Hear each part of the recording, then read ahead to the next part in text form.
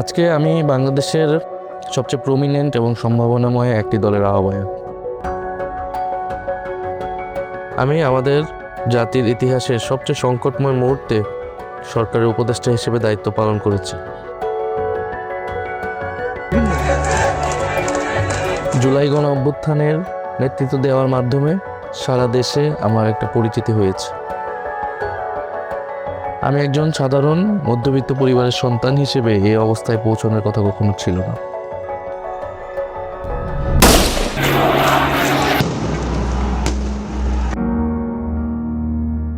চব্বিশের জুলাই গণ অভ্যুত্থানে আমাদের হাজারো শহীদ এবং আহত ভাই ও বোনেরা একটি নতুন বাংলাদেশের স্বপ্ন দেখেছিলেন। সেই স্বপ্ন বাস্তবায়নের দায়িত্ব আমি প্রতিদিন নীরবে বহন করছি।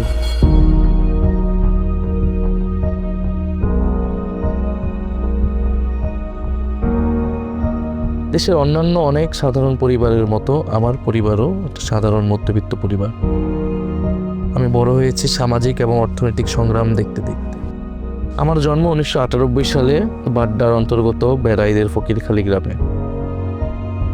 এখানেই আমার জন্মস্থান, এখানেই আমার পিতৃভূমি।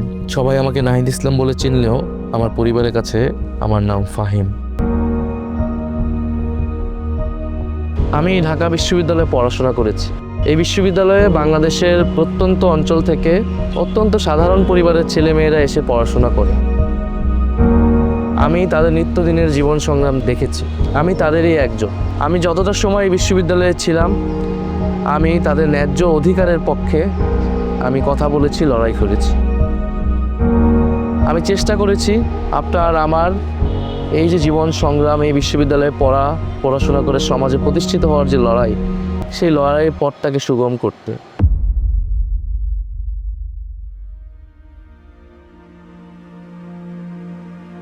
আমাদের জীবন কঠিন থেকে কঠিনতর হয়ে উঠছে। এই শহরে এত সংগ্রাম, এত লড়াইয়ের ভিতর মানুষ যেন হাঁপ ছেড়ে বেঁচে উঠতে চায়। এত লড়াইয়ের থেকে যেন মায়ের কাছে ফিরে আসাটাই কখনো কখনো অনেক বেশি প্রশান্তির মনে হয়। আমরা দেখছি চারিদিকে বৈষম্য এবং অন্যায়। যোগাযোগ ব্যবস্থা ভেঙে পড়েছে, শিক্ষায় বৈষম্য, স্বাস্থ্য ব্যবস্থায় বেহাল দশা, তরুণদের কর্মসংস্থান নেই। এটা যেমন একটা চিত্র। অন্যদিকে আমরা দেখি যে আমাদের মন্ত্রীদের সন্তানেরা বিদেশি স্কুলে পড়ছে, তারা চিকিৎসার জন্য বিদেশে যাচ্ছে, দেশের কোটি কোটি টাকা বাইরে পাচার হচ্ছে, লুট হচ্ছে। তবে যারা শুধু দেশের জন্য ভাবেন, আমাদের মতো যারা দেশকে পরিবর্তন করতে চেয়েছেন, তাদেরকে বারবার পরাজিত করা হয়েছে। হয়তো কখনো গুলি করে মেরে ফেলা হয়েছে, অথবা তাদের বিরুদ্ধে কোনো রকম ষড়যন্ত্র করা হয়েছিল। এই দেশে সম্পদ এবং অর্থ শুধু কিছু মানুষের কাছেই কুক্ষিগত হয়েছে। তারা দেশের কথা ভাবেন না, তারা সাধারণ মানুষের কথা ভাবেন। তারা কেবল ভাবেন নিজেদের স্বার্থের কথা। আমরা যখন মানুষের কাছে যাচ্ছি, মানুষের কাছে যাই, আমরা শুনি মানুষের কাছে শুধু আশাভঙ্গের কথা। বাংলাদেশে গত 50 বছরের রাজনীতি হচ্ছে প্রতিশ্রুতি ভঙ্গের রাজনীতি। তারা মানুষকে বিভিন্ন সময় প্রতিশ্রুতি দিয়েছেন এদেশের রাজনীতিবিদরা, এবং বারবার সেই প্রতিশ্রুতি ভেঙেছেন।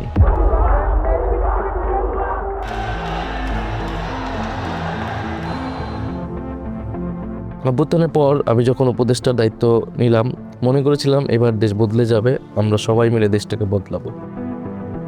কিন্তু আমি দেখলাম যে ক্ষমতা রক্ষার জন্য, পুরনো ব্যবস্থা থেকেই টিকিয়ে রাখার জন্য এমন এক পরিস্থিতি তৈরি করা হয়েছে যেখানে দেশের কোনো পরিবর্তন সম্ভব হয় না, যেখানে সাধারণ মানুষ কোনো সুবিধা পায় না। উপর থেকে যতই ফ্যাসিলিটি আসুক, নিচ পর্যন্ত মানুষের কাছে পৌঁছায় না। স্বাধীন দেশে ক্ষমতাবানদের কাছে জিম্মি থাকে আমাদের সাধারণ মানুষ।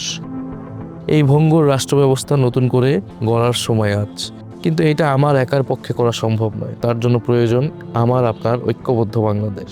আমার স্বপ্ন হচ্ছে এমন একটা সিস্টেম তৈরি করা, এমন একটা দেশ তৈরি করা যেখানে মেধা এবং যোগ্যতাই হবে একমাত্র মানদণ্ড।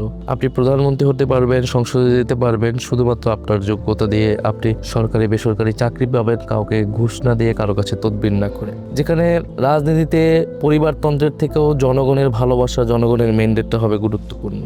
যেখানে বাংলাদেশের পক্ষে, স্বাধীনতা সার্বভৌমত্বের পক্ষে কথা বলতে হলে আপনাকে জীবন দিতে হবে না, বাংলাদেশ আত্মমর্যাদা নিয়ে বিশ্বের বুকে দাঁড়াতে পারবে। সেই লক্ষ্যে আমি আপনাদের সন্তান ঢাকা 11-তে নির্বাচন করছি। আমাদের লড়াই আমাদেরকে লড়তে হবে, কারণ যারা মেহনতি মানুষ, গরিব মধ্যবিত্তের সংগ্রাম বোঝে না, তারা কখনো সংসদে আমাদের পক্ষে কথা বলবে। আমার অর্জন এনসিপির আহ্বায়ক হওয়া বা 3 তারিখে এক দফা ঘোষণা দেওয়া নয়, এমনকি আমার উপদেষ্টা হওয়াও নয়। বড় অর্জন হচ্ছে মানুষের ভালোবাসা পাওয়া, মানুষের হৃদয়ের কাছে থাকা। আমার সফলতা সেদিনই হবে যখন বাংলাদেশের প্রযুক্তি খেতে খাওয়া মানুষ, বাংলাদেশের তরুণ সমাজ, ছাত্র ভাই বোনেরা, প্রবাসে থাকা বাংলাদেশি ভাই ও বোনেরা, বাংলাদেশের মা ও বোনেরা, যখন তারা বলবে যে নাহিদ আমাদের সন্তান, নাহিদ আমাদেরই লোক, নাহিদ আমাদেরই ছোট ভাই, নাহিদ আমাদেরই একজন, যেদিন আমি সকলের মধ্যে অন্যতম একজন হয়ে উঠতে পারবো, মানুষের আপন একজন হয়ে উঠতে পারবো, সেদিন আমি মনে করবো যে এটা আমার সফলতা। আমি কিছুটা করতে পেরেছি, মানুষকে আপন করে তুলতে পেরেছি, মানুষও আমাকে আপন করে তুলে নিয়েছে। আপনি আমি মিলে গর্ব দেশ, আমরাই বাংলাদেশ।